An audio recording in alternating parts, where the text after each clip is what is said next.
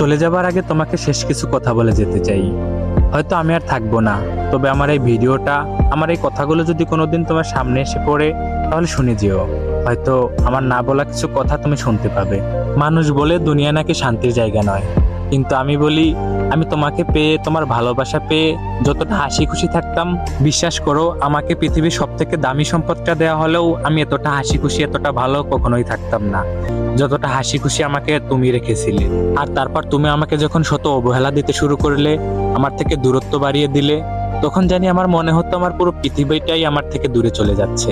আর ঠিক তখন আমি বুঝতে পারলাম যে প্রিয় মানুষকে ছাড়া দুনিয়ার বুকে বেঁচে থাকা কতটা কষ্টের হতে পারে। আর তখন আমার আশেপাশে থাকা মানুষের বলা সেই পুরনো কথাগুলো মনে পড়লো, যারা একসময় আমাকে বলেছিল যে দুনিয়া শান্তির জায়গা নয়, দুনিয়া হচ্ছে কষ্টের জায়গা। দুনিয়া যদি শান্তির জায়গা হইতো, তাহলে আল্লাহ তাআলা কখনোই জান্নাত বানাতেন না।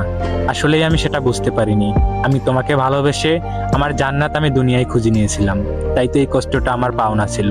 তবে এখন আর কোনো কিছু হারানোর ভয় নেই। একসময় যেটা হারানোর ভয় করতাম, সেটাই তো আজকে হারিয়ে গেছে। তবে তুমি ভালো থেকো তোমার ব্যক্তিগত জীবনে, আর আমি কখনো বাধা হয়ে দাঁড়াবো না।